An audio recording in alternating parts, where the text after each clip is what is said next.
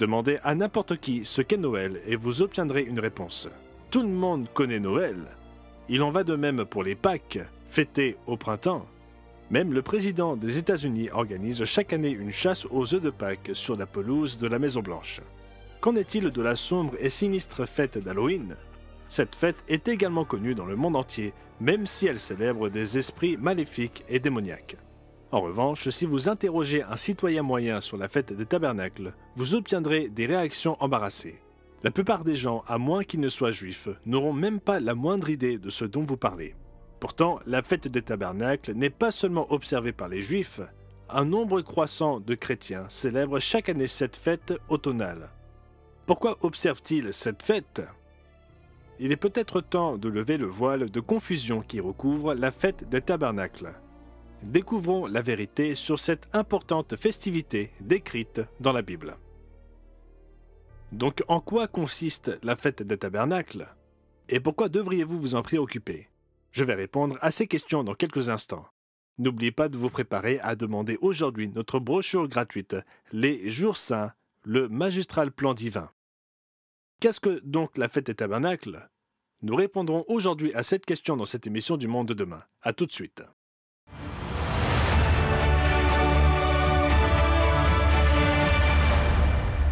Bienvenue au Monde de demain. Nous vous aidons à donner un sens à votre monde à travers les pages de la Bible. De nos jours, la plupart des gens célèbrent les fêtes traditionnelles de Noël, des Pâques et d'Halloween. Même si les gens ne sont pas religieux, ils considèrent ces fêtes comme des occasions de se réunir avec leurs amis et leurs familles. Mais si vous leur demandez ce qu'est la fête des tabernacles, ils seront probablement déconcertés. S'ils en ont entendu parler, ils penseront peut-être qu'il s'agit d'une de ces anciennes fêtes juives que le Christ abolit sur la croix. Mais est-ce bien le cas? La Bible révèle les fêtes que Dieu institua pour son peuple. Et oui, elles se trouvent dans l'Ancien Testament. Mais il peut être surprenant de constater qu'elles figurent également dans le Nouveau Testament. Les tout premiers chrétiens comprenaient et observaient ces fêtes. Passons en revue brièvement les fêtes annuelles et les jours saints bibliques. La première fête est la Pâque. Elle se tient au printemps dans l'hémisphère nord, généralement au mois d'avril. La Pâque nous rappelle que Jésus remplit le rôle de l'agneau de Dieu, immolé pour nos péchés. C'est pourquoi la Pâque est importante pour les chrétiens. Comme le dit Paul dans 1 Corinthiens chapitre 5 et au verset 7. Car Christ, notre Pâque, a été immolé. En d'autres termes, la Pâque est la première étape cruciale du plan divin qui représente le sacrifice rédempteur du Christ pour l'humanité pécheresse. La deuxième des fêtes annuelles est la fête des pains sans levain. Pour les chrétiens du Nouveau Testament, ces jours nous enseignent que nous devons changer et croître. Le sacrifice du Christ nous libère, mais nous ne pouvons pas demeurer dans le péché. Nous devons résister au péché et apprendre un nouveau mode de vie avec l'aide divine. Comme le dit Paul dans 1 Corinthiens 5 et au verset 8. Célébrons donc la fête, non avec du vieux levain, non avec un levain de malice et de méchanceté, mais avec les pains sans levain de la pureté et de la vérité. Le troisième jour saint du calendrier de Dieu représente la fête des prémices. Dans le Nouveau Testament, elle est appelée la Pentecôte, ce qui signifie 50e. On l'appelle ainsi parce que la date exacte de ce jour saint est calculée en comptant 50 jours commençant avec le jour où on présentait l'offrande de la gerbe agitée lors de la saison de la fête des pains sans levain. La Pentecôte a lieu entre la mi-mai et la mi-juin. En Terre Sainte, c'était l'époque du début de la récolte du blé. Pour les chrétiens du Nouveau Testament, en l'an 31 de notre ère, la première Pentecôte fut le jour où le Saint-Esprit fut répandu sur l'Église originelle. C'est ce que l'on trouve dans Acte 2 et au verset 1. Le jour de la Pentecôte, ils étaient tous ensemble dans le même lieu.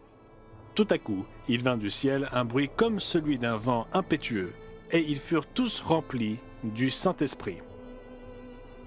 Ce que nous apprend cette fête, c'est que Dieu n'appelle pas tout le monde aujourd'hui, mais seulement un petit groupe de prémices, la première moisson. Les autres auront leur opportunité ultérieurement. Le jour saint suivant, ou jour de fête, s'appelle la fête des trompettes. La fête des trompettes a généralement lieu entre le milieu et la fin de septembre, au début octobre selon le calendrier romain, et représente prophétiquement le retour triomphal de Jésus-Christ. Il reviendra ici-bas une seconde fois, mais cette fois-ci il reviendra avec puissance et gloire. Pour en savoir plus, consultez notre site internet mondedemain.org. Il suffit de regarder l'émission Qu'est-ce que la fête des trompettes? Après la fête des trompettes vient le jour des expiations. Le jour des expiations a lieu également en automne. Il symbolise la mise à l'écart du diable, la source du péché et la réconciliation de l'humanité avec Dieu. Les jours des expiations étaient tenus en haute estime par les chrétiens du Nouveau Testament, comme le montre Actes chapitre 27. Dans ce passage, Luc décrit les voyages de Paul et de ses compagnons de route sur la mer Méditerranée. Voyons cela dans la version de la Bible en français courant. Nous avons avancé avec beaucoup de peine le long de la côte et sommes arrivés à un endroit appelé Bon Port, près de la ville de Lacée. Nous avions perdu beaucoup de temps et il devenait dangereux de continuer à naviguer car le jour du jeûne d'automne était déjà passé. Comment comprendre cela? Eh bien, comme nous l'avons déjà mentionné, le jour des expiations avait lieu habituellement à la fin du mois de septembre ou même au début du mois d'octobre. Cette période de l'année est une saison dangereuse pour naviguer sur la mer Méditerranée. Mais l'auteur, Luc, utilisa un repère temporel comme le jour des expiations que ses lecteurs, même les chrétiens d'origine païenne, connaissaient fort bien. Pourquoi s'intéressait-il au jour des expiations, à moins qu'ils ne le célébrèrent, même des années après la fondation de l'Église en l'an 31 de notre ère? La fête biblique suivante est celle dont nous parlons aujourd'hui, la fête des tabernacles. En bref, la fête des tabernacles est une période de 7 jours qui débute peu après le jour des expiations et qui préfigure 1000 ans de paix, de prospérité et d'abondance ici-bas. C'est encore à venir. Jésus-Christ régnera personnellement sur terre. Et toute l'humanité, ceux qui survivront à la grande tribulation et au jour du Seigneur, jouira des avantages et des bénédictions de la vie sous le règne de Jésus-Christ. Nous aborderons cette saison des jours saints dans notre prochaine section. Cela nous amène au dernier jour de fête des jours saints bibliques de Dieu. C'est ce qu'on appelle le dernier grand jour. Il succède à la fête des tabernacles et représente le moment de la résurrection générale. C'est le moment où la vaste majorité des milliards de personnes non sauvées qui n'ont jamais eu une véritable occasion de salut seront ramenées à la vie et se verront offrir cette opportunité. Ce jour leur est réservé, c'est après le millénium. Leur entendement sera ouvert, l'Esprit de Dieu sera mis à leur disposition et la vie éternelle leur sera offerte. Voilà donc un bref aperçu des 7 fêtes bibliques telles qu'elles sont décrites dans la Bible. Ce ne sont pas les fêtes des Juifs, elles ne sont pas réservées aux seuls Israélites, et elles ne sont pas enseignées uniquement dans l'Ancien Testament. Ce sont des fêtes aussi du Nouveau Testament qui ont une signification importante pour les chrétiens d'aujourd'hui. Pour en savoir plus sur le plan divin visant à offrir le salut à chaque personne ayant jamais vécu, demandez notre ressource gratuite, Les Jours Saints, le magistral plan divin. Elle vous ouvrira les yeux sur le plan que Dieu accomplit aujourd'hui sur cette terre. Comme l'écrivit feu Roderick Meredith en page 14, les jours saints divins représentent pour nous bien plus qu'une occasion d'interrompre nos activités normales quotidiennes. La compréhension et l'observance de ces fêtes nous aident à nous souvenir du grand plan magistral de notre Créateur, au moyen duquel il désire éclairer et en fin de compte sauver la vaste majorité du genre humain. Si vous voulez en savoir plus, appelez, cliquez ou écrivez-nous dès aujourd'hui. Pour bénéficier de l'offre gratuite d'aujourd'hui, si vous habitez aux Antilles-Guyane, appelez le 06 96 800 701. Ou si vous habitez en Haïti, appelez notre numéro WhatsApp plus 509 38 51 38 10. Notre publication claire et concise vous aidera à comprendre cette vérité essentielle issue des pages de la Bible. Si vous appelez pour la première fois, vous recevrez également un abonnement annuel gratuit à la Revue du Monde demain. 6 numéros inspirants traitant de l'actualité, de la science et de la culture moderne vous aideront à donner un sens à votre monde selon une perspective biblique. Appelez dès aujourd'hui et rejoignez les millions de personnes dans le monde entier qui se tournent vers le monde demain pour y puiser la vérité, le sens des prophéties et l'espérance en cette période de confusion. Appelez dès aujourd'hui ou rendez-vous sur mondedemain.org.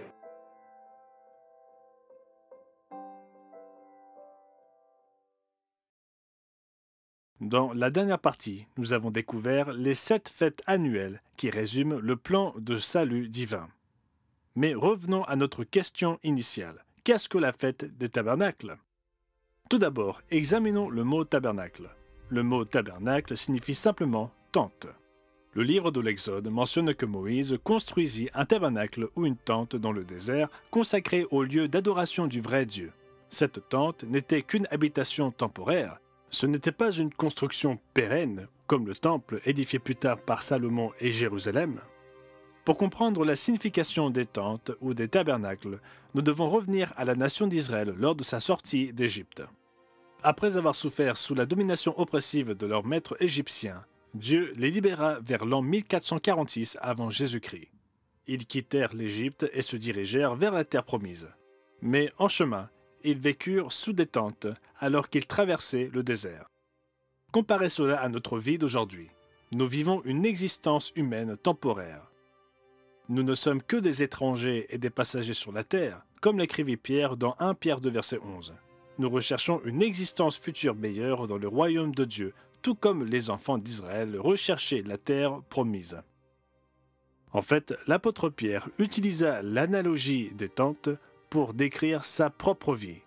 Remarquez dans 2 Pierre 1 et au verset 12. Voilà pourquoi je prendrai soin de vous rappeler ces choses, bien que vous les sachiez et que vous soyez affermis dans la vérité présente. Et je regarde comme un devoir, aussi longtemps que je suis dans cette tente, de vous tenir en éveil par des avertissements, car je sais que je la quitterai subitement, ainsi que notre Seigneur Jésus-Christ me l'a fait connaître. Pierre comparait son corps physique à une tente, bonne pour un abri temporaire contre la pluie, le vent et les tempêtes de la vie, mais qui finit par s'user. Dieu veut que nous apprenions et comprenions que notre vie n'est qu'un court voyage et qu'il y a quelque chose de meilleur à venir. Pourquoi est-ce important ? Eh bien, nous sommes tous confrontés à des épreuves et à des luttes dans cette vie. Nous souffrons tous, mais un monde meilleur est en train de naître. Et franchement, lorsque le royaume de Dieu viendra, le Christ régnera non pas dans les cieux, mais ici même sur cette terre troublée.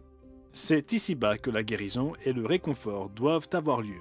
C'est ici-bas que la violence, la guerre et la haine doivent cesser. Et c'est ici que la confusion morale cédera la place à une véritable compréhension de la bonne façon de vivre. En d'autres termes, ne vous découragez pas lorsque vous voyez de mauvaises choses se produire. La fête des tabernacles nous enseigne que cette vie physique est temporaire. Elle nous enseigne aussi qu'il y aura un temps où le Christ régnera ici-bas pour apporter la paix et la prospérité à tous. De nombreuses prophéties le précisent. Reportons-nous à Ésaïe, chapitre 2 et au verset 2. « Il arrivera dans la suite des temps que la montagne de la maison de l'Éternel sera fondée sur le sommet des montagnes, qu'elle s'élèvera par-dessus les collines. » Dans certains passages, quand on parle de montagne dans la Bible, on parle symboliquement de gouvernement. Ainsi, cette prophétie dit que dans la suite des temps, le gouvernement de Dieu sera établi ici-bas pour régner sur toutes les nations. Cela n'est pas encore arrivé, c'est encore à venir. Revenons à Ésaïe chapitre 2. Des peuples s'y rendront en foule et diront « Venez et montons à la montagne de l'Éternel, à la maison du Dieu de Jacob, afin qu'il nous enseigne ses voies et que nous marchions dans ses sentiers. Car de Sion sortira la loi, et de Jérusalem la parole de l'Éternel. Il sera le juge des nations, l'arbitre d'un grand nombre de peuples. De leurs glaives ils forgeront des hoyaux, et de leurs lances des serpes. Une nation ne tirera plus l'épée contre une autre, et l'on n'apprendra plus la guerre. » Voyez-vous cela se produire aujourd'hui? Bien sûr que non. Aujourd'hui, aux quatre coins de la planète, nos frères et sœurs attendent avec impatience un monde meilleur. En Europe et en Afrique, en Asie et au Moyen-Orient, en Amérique du Sud et en Amérique du Nord et dans la Caraïbe, nous voyons la corruption, la guerre, la pauvreté et la violence à grande échelle. Et c'est déchirant.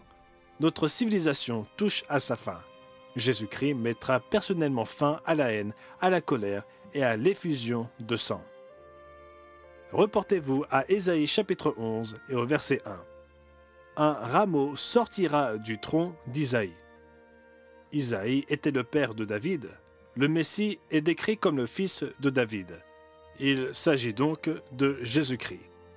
Et un rejeton naîtra de ses racines. L'Esprit de l'Éternel reposera sur lui, esprit de sagesse et d'intelligence, esprit de conseil et de force, esprit de connaissance et de crainte de l'Éternel. C'est ainsi que Jésus-Christ gouvernera à son retour.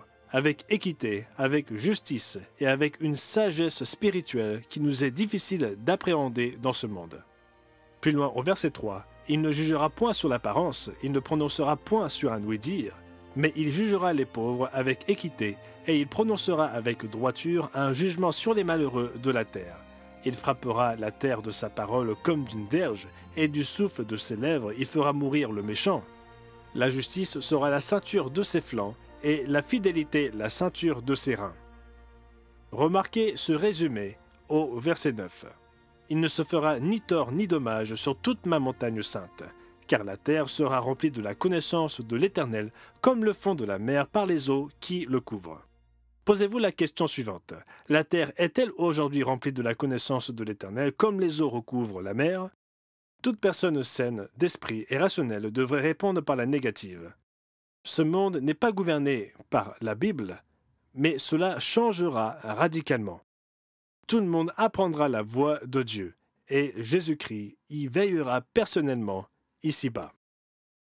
Il est vrai que la fête des tabernacles, révélée dans la Bible, qui se déroule chaque année en automne, est une période de 7 jours symbolisant le règne millénaire de Jésus-Christ, et c'est une très bonne nouvelle. En réalité, cette période millénaire est juste au coin de la rue. Il y a beaucoup plus à découvrir sur ce sujet, et c'est pourquoi nous vous proposons cette ressource gratuite. Elle s'intitule « Les jours saints, le magistral plan divin ». Nous lisons à la page 39.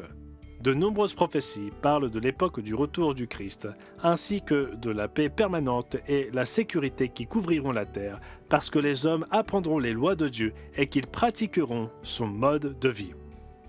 Ce message nous donne de l'espérance pour l'avenir du monde entier. Vous avez besoin de cette brochure. Commandez votre exemplaire gratuitement en appelant, en écrivant ou en faisant une demande en ligne. Commandez dès aujourd'hui. Notre publication claire et concise vous aidera à comprendre cette vérité essentielle issue des pages de la Bible. Appelez dès aujourd'hui ou rendez-vous sur mondedemain.org. Bonjour à nouveau. Dans la dernière partie, nous avons discuté de la prophétie du retour du Christ ici-bas. Lorsqu'il reviendra, le monde sera transformé. La paix et l'abondance remplaceront la violence et l'oppression d'aujourd'hui. Allons plus loin. En quoi cela vous concerne-t-il? Les chrétiens doivent-ils célébrer la fête des tabernacles? Pour répondre à cette question, voyons la déclaration que Dieu fit aux anciens Israélites au sujet de la fête des tabernacles. Nous la trouvons dans Deutéronome chapitre 14 et au verset 23. « Et tu mangeras devant l'Éternel ton Dieu, afin que tu apprennes à craindre toujours l'Éternel ton Dieu, et tu iras au lieu que l'Éternel ton Dieu aura choisi. Là, tu achèteras avec l'argent tout ce que tu désireras, des bœufs, des brebis, du vin et des liqueurs fortes, tout ce qui te fera plaisir. Tu mangeras devant l'Éternel ton Dieu, et tu te réjouiras, toi et ta famille. » Il s'agit de la fête des tabernacles qui, dans l'hémisphère nord, a lieu en automne. Dans l'ancien Israël, dans une société agraire, la vie des individus était intimement liée à l'agriculture. Lorsque la période de la production estivale était terminée, ils célébraient l'abondance de la récolte en rendant grâce à Dieu. Il est ironique que certains présentent à tort les fêtes de Dieu comme un lourd fardeau. Ceux qui pensent ainsi n'ont peut-être jamais lu ce qu'étaient ces fêtes. Qui ne voudrait pas célébrer une récolte abondante par une nourriture abondante et des festivités, et ce pendant 7 jours entiers? Cela semble être une période merveilleuse. Si c'est un fardeau, je suis partant. De plus, la fête des tabernacles ne consistait pas seulement à se réjouir. C'était une célébration dont la toile de fond consistait à honorer Dieu, à le glorifier pour son merveilleux mode de vie. Il s'agissait aussi de s'engager à apprendre à l'honorer et à le respecter pour sa majesté et sa puissance, son amour et sa miséricorde. La fête des tabernacles était aussi une préfiguration du règne à venir de Jésus-Christ ici-bas. Alors en quoi cela concerne-t-il les chrétiens d'aujourd'hui? Le livre de l'Apocalypse donne un aperçu fascinant de la période du millénium qui suivra le retour du Christ. Remarquez ce qui est révélé dans Apocalypse chapitre 20 et au verset 4. « Et je vis des trônes, et à ceux qui s'y assirent fut donné le pouvoir de juger. Ils régnèrent avec Christ pendant 1000 ans. Il s'agit de l'un des passages les plus clairs de la Bible concernant le millénium. Le Christ régnera ici-bas pendant 1000 ans. Mais comme nous venons de le lire, les saints glorifiés régneront avec lui. Alors pourquoi on n'entend pas parler de cela dans la plupart des églises? Après tout, c'est ce que croyaient les premiers chrétiens. L'éminent érudit et historien anglais Edward Gibbon écrivit en 1789 l'ouvrage « Histoire du déclin et de la chute de l'Empire romain ». Il y explique comment l'Église originelle considérait la doctrine du règne millénaire du Christ.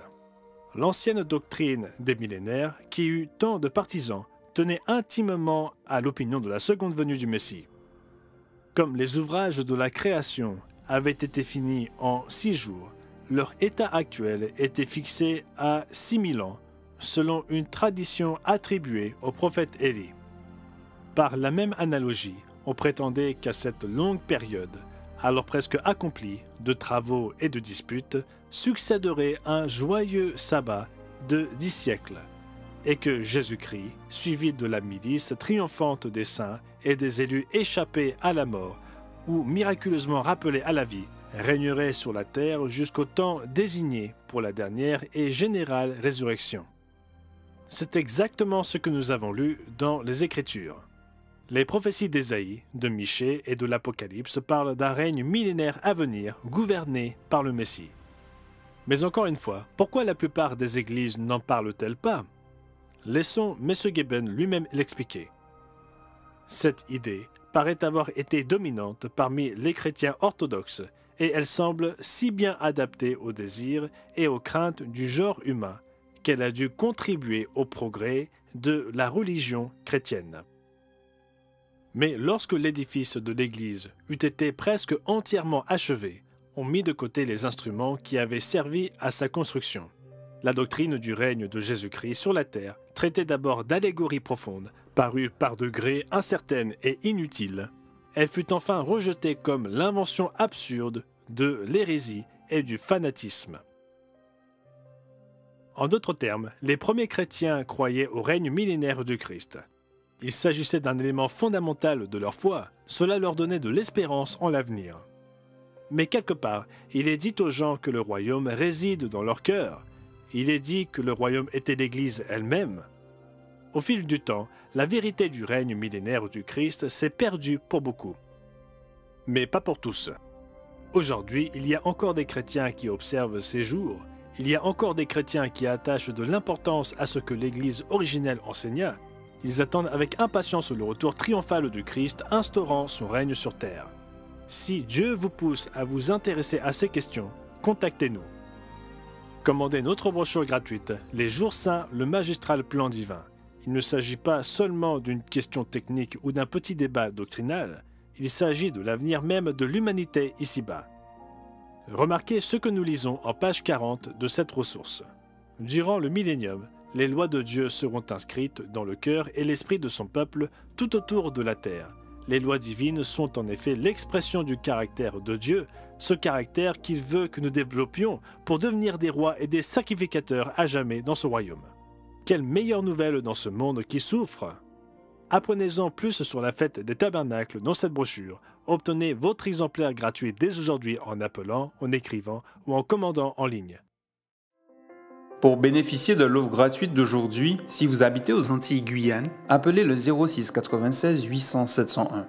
Ou si vous habitez en Haïti, appelez notre numéro WhatsApp plus 509 38 51 38 10. Notre publication claire et concise vous aidera à comprendre cette vérité essentielle issue des pages de la Bible. Si vous appelez pour la première fois, vous recevrez également un abonnement annuel gratuit à la Revue du Monde demain. 6 numéros inspirants traitant de l'actualité, de la science et de la culture moderne vous aideront à donner un sens à votre monde selon une perspective biblique. Appelez dès aujourd'hui et rejoignez les millions de personnes dans le monde entier qui se tournent vers le monde demain pour y puiser la vérité, le sens des prophéties et l'espérance en cette période de confusion. Appelez dès aujourd'hui ou rendez-vous sur mondedemain.org.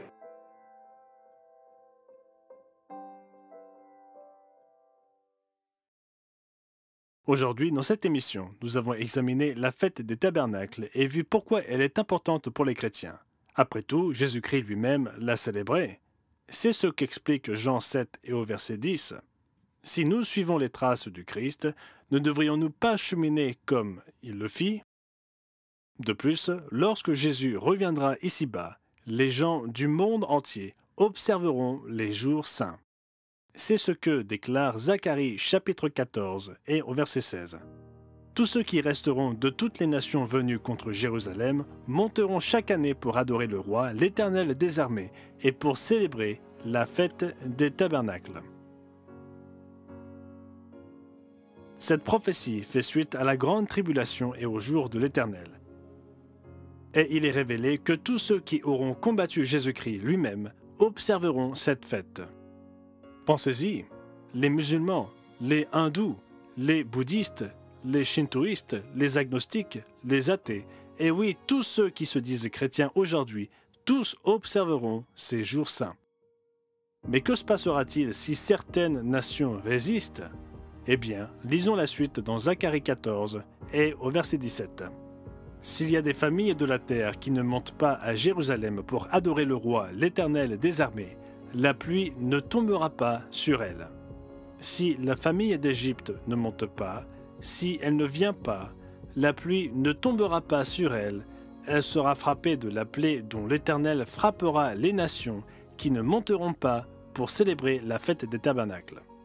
Dieu sait que ces lois sont si importantes qu'il ne peut se contenter d'inviter les nations du monde à célébrer la fête.